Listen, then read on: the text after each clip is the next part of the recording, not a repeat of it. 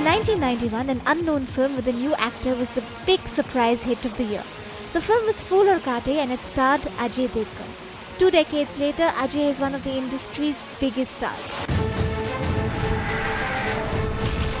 Since 2010, he's had 4 super hits in Bollywood's much-hyped 100 crore rupee club, including Son of Sardar and Singham. जिसमें है दम तो वक्त Bajirao Singham. With 2 national awards in his kitty, Ajay's acting credentials were never in doubt. Sorry yaar, दुनिया बेकार बिना Son of Sardar. But his focus now seems to be the larger-than-life hero in the crowd pleaser. Next release is the remake of the 1983 blockbuster Himmatwala. कसम है मुझे अपनी माँ और अपनी बहन की. तेरी जिंदगी की माँ बहन कर दूंगा. Ajay Devgn got talking to us on the A-list on the cinema that he chooses to do now. एक एक को जिंदा गाड़ देगा ये हिम्मत वाला. Thanks Ajay, thanks so much for being on the A-list. You are our first guest. We're Thank you so starting off much. proceedings with it. Thank you so much. Okay, we're a few days away from the release of Himmatwala, which is the big release of 2013.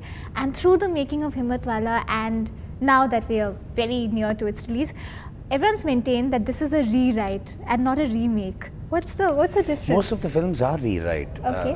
I would say, if you take Singham also, if you see the original, you pick up the germ and then you rewrite the whole script. Times have changed. Your thinking is different. The other director's thinking is different. So most of the films have to be rewritten. I don't think you can pick up a film and just make it the way it is and just say that I made a film. So the idea, the germ, the drama was very nice of Himmatwala. And then what Sajid did was he had to rewrite it. He obviously had to rewrite it. In Singham also, if you see, the whole of second half is completely different from the original. So that is what is rewrite. Okay, in 1983, there were these films. There was Coolie, there was Justice Chowdhury, there was Mawali, and there was Arth Satya. You could have made any of them. What was it about Himmatwala that connected? Himmatwala, do you know Himmatwala in 1983 had a lot of big releases. Yes, I know. And Himmatwala was the biggest hit.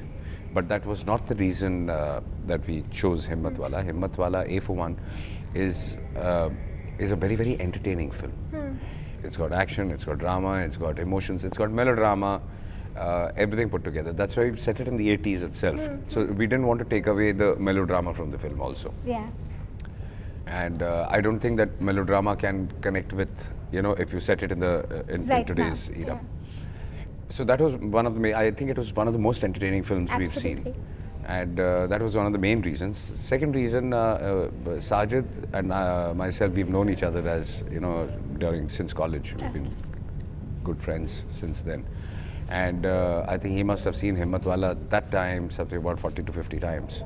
And over the years, I don't know, 400 times. So he always said, if I become a director, I want to make Himmatwala.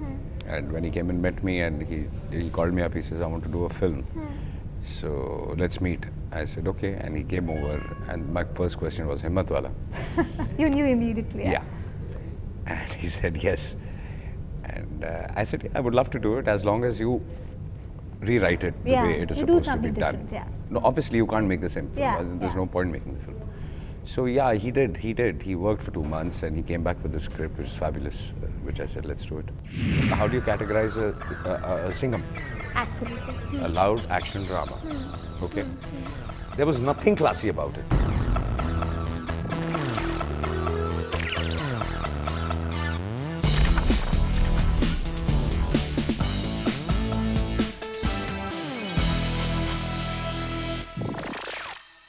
So coming back to what you said about how you can have melodrama in the film because it's set in the 80s. Was it easier to be a hero in the 80s? Because look at it that way. If you see, somebody asked me. I mean, I have not seen it. There are these making clippings going on, and the first shot I gave the film, I don't remember the dialogue which one I did, and as soon as the shot cut, and I looked at Sajid. I said, "Loud enough." So. No, over the top, playing to the galleries. Yeah? We're not playing to the galleries also. We're playing to everybody. But we've just kept a little bit of the touch of the 80s. We need to. It's not that melodramatic the way those films were. But yes, we've kept that touch a little. And I also feel that, maybe that touch also works with people who've seen original Himmatwala. Yeah. They would want to go and see. You have. Yeah, totally. And they would want to see, okay, what has been done with this. And for the newer generation, I think it's something which is new. They've not seen the 80s films and what was being made in the 80s. I mean, we made that. And it's definitely not a spoof on Himmatwala. No. So, no, what I meant was in the 80s when you were growing up, and you must have been, a teenager when the first Himmatwala released. And now, I used to visit the sets of Himmatwala I know because your my father dad was had done the the action director on that. I'm just saying the concept of the hero has changed quite a bit, because in the 80s he could do everything. I mean, you would go and watch these movies and you knew he could beat up 20 people, he could romance them. You tell me since the past 3 years, what are heroes doing? That is true, but we've come back to that. Why do you think that happened? Because in between we didn't have that. That happened because I thought we got too influenced with the Western cinema and Hollywood. Though they are also doing the same thing, They're using excuses of Superman and Spider-Man. But in our country, our heroes are anyways, you see them as powerful. The South did not stop doing that. Yeah. And they continued, and their films kept working. But I thought I think we thought that the audience has drastically changed. But you want to have fun and you want to get entertained. Hero is a hero. Hero should be presented as a hero, and hero is somebody which in the general audience, somebody who wants to be and cannot be. That is what would be a hero. So I mean, as a normal viewer, if I watch a film and the hero does something, and I'm like, oh, that's why he's a hero, because he can do it and I can't do it. So that's how it is, and not just our cinema. I think in Hollywood also they've gone back to the same thing. Yeah, I think in Hollywood and here you're moving towards like a crowd pleaser blockbuster. As in, if the stakes are high, I'm just talking from a maybe purely If one business. stakes are high, Yeah. I agree with you. Yeah. Now it is not that easy to make a good film, because you definitely need to make a good film also, apart from just pleasing the crowd. The main intention is to please the crowd, because you're spending so much of money. You're making the film for who? Not for some 8-10 critics. You're making the film for the audiences. You want them to work. You want the audiences to like you, your films, appreciate you, and that converts into money. So when people say about this X money covering and that money, it's not about money. It's about appreciation. Appreciation converts into money. And here we are not here to teach cinema. I mean, you don't want to go to the theater and learn what filmmaking is all about.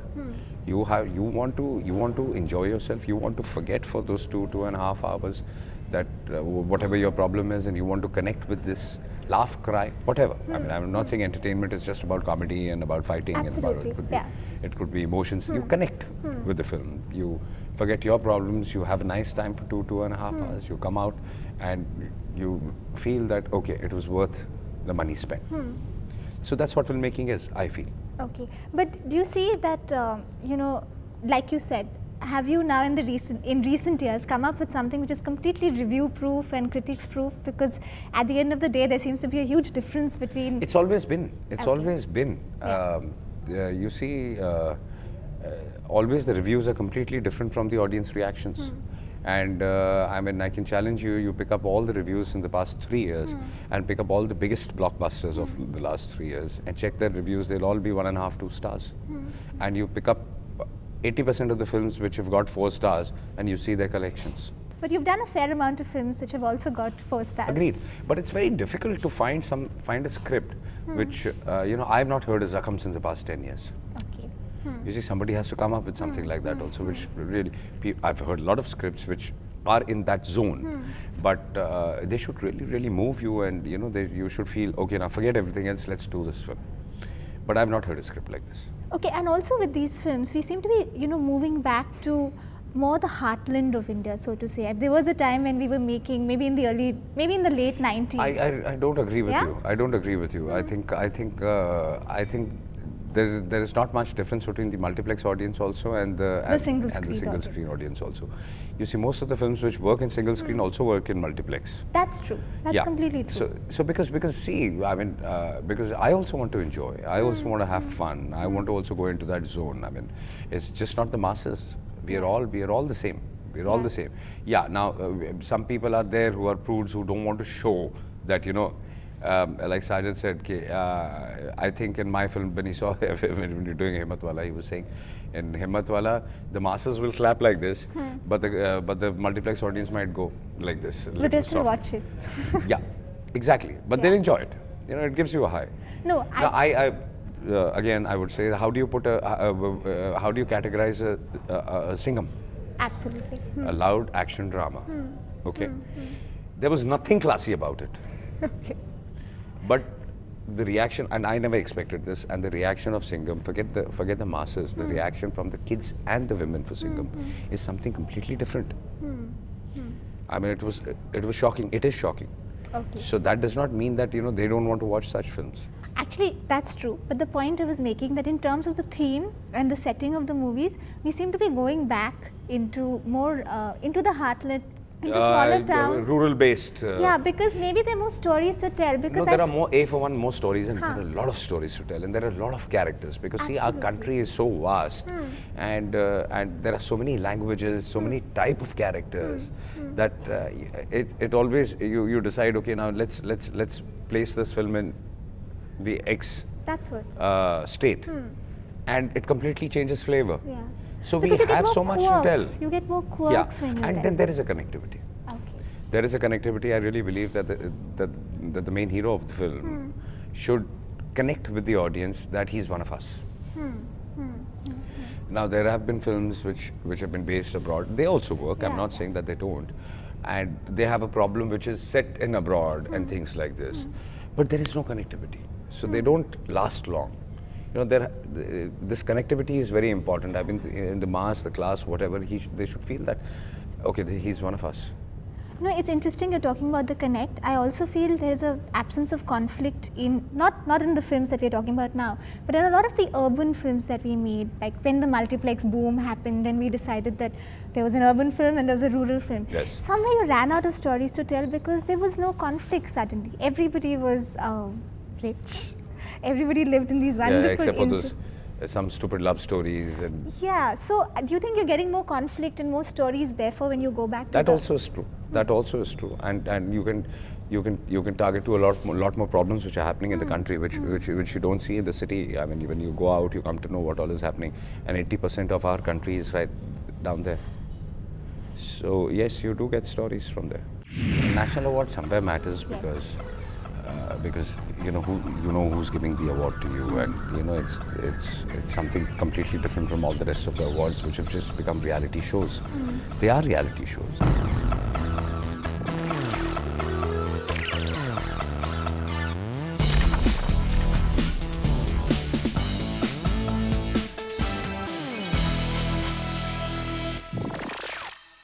We're talking about Himmatwala. It was the biggest blockbuster of 1983. And at that point, we spoke about hits as Golden Jubilee hits and Silver Jubilee hits. And now we constantly talk about the 100 crore film. I think it's just become a term like 100 days or, like it's a Silver just Jubilee or a Golden Golden Jubilee Jubilee. equivalent. Yeah, it's something similar to that. But gradually, I think people will stop talking about 100 crores because I think business should move on and get better and better. But in terms of what has happened since 1983 to now, I know it's 30 years, and I'm asking you to. Has the industry changed in the sense that you find a lot more structure? Maybe has it become more corporate? Yes, it's corporate. It's very well planned. The stakes are too high. You could just not go on shooting. I mean, 15, 20 years ago and tell the producer, look, I'm not feeling good today and I'm not coming. But today the stakes are so high. You have to be very professional, and everybody has become very professional. And apart from the corporates, thanks to the newer generation of actors and directors who've come in, they're all very, very professional. So that there has been a drastic change. Has it lost a bit of its warmth though? Because Yes, you keep meeting old timers and say, in our times it has. I wouldn't want to behave like one of those old timers, but You're it not has. an old timer. No, but I've seen the change. I've seen this change in the past 20 years, and I have seen things changing, and I've seen. Earlier we could just walk into any other actor's set and do whatever, have whatever fun, and stop the shooting for 3-4 hours or whatever. It wasn't a problem. Now you think twice before you walk into somebody else's set. If you're shooting in a studio where somebody else is shooting, you're not, that thing. There is something which holds you back. But at the same time now, when we are going into promotion stage, you'll be getting into this promotion cycle for your film. There's conventional media, there's traditional media, and then there's social media. You've done a Google Hangout for other reasons. You're on Twitter. How do you handle that? Now, at least with conventional media, there were certain filters, but maybe when you're on social media, there's suddenly you're all out in the open. You are. The internet is an anonymous place. Anything can happen. As an actor, as a public figure, as a star, how do you handle that? I am not very active on Twitter. I'm very basic. I would tweet something once a week or something, and just which is to, which really I want to say something. I just don't tweet for the sake of it, and just to things like this. So it is open, and people get back to you, and touch wood, luckily, I have not had any negativity on the Twitter. Really? You haven't been trolled? No, I have not been. Luckily, touch wood, thanks, whatever. But no, I haven't been. What is your sensibility as an actor and as a producer? Because see, your first film that you ever produced was Dil Kya Kare, which is very different, and your last production was Son of Sardar. Huge difference in sensibility. Yeah, but I believe in both the films. I mean, I would like to strike a good balance between both cinemas. So as long as there's a story to tell, and a beautiful story to tell, it could be anything. And a lot of people, while they love all your films right now, I'm sure they love Himmatwala and they love Singham, they kind of miss the person who, they miss the brooding, intense person from Hum Dil De Chuke. As I told you, I've not heard a script as good since quite some time. And the day I hear something like this which really moves me, I would do it. And also the fact that you are a national award winner twice over, but we don't see you at award functions.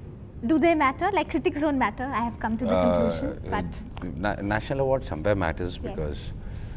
because who's giving the award to you, and it's something completely different from all the rest of the awards which have just become reality shows. They are reality shows. I mean, you know that more than I do.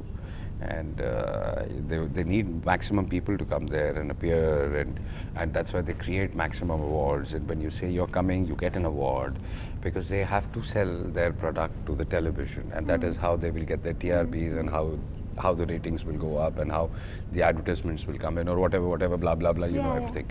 So they're reality shows. So that's why we really don't believe in them. So what is your barometer for appreciation then?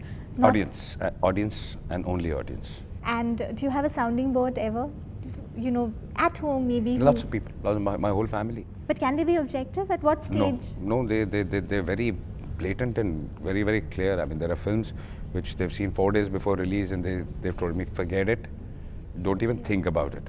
And at what stage do you get objective about a film? Once I start shooting the film. Really? Once I start shooting, then a few days I do realize that, okay, things are going right or wrong, and And if it's going wrong? Then I switch off, which is not very good. Which is not very professional, I would say, for myself. Because if I think that it's not working, then I'm just there. You tell me what to do, I'll just do that, and I'm not going. I can't concentrate, and which is the worst part of me. You clearly didn't switch off during Himmatwala. No, it looked like you had a lot of fun. No, we had a lot of fun. All right, Ajay, thanks so much. I know you said not to take the 100 crore hit too seriously, but I do hope this does really well for you. Thank you so much for being on CNBC TV18.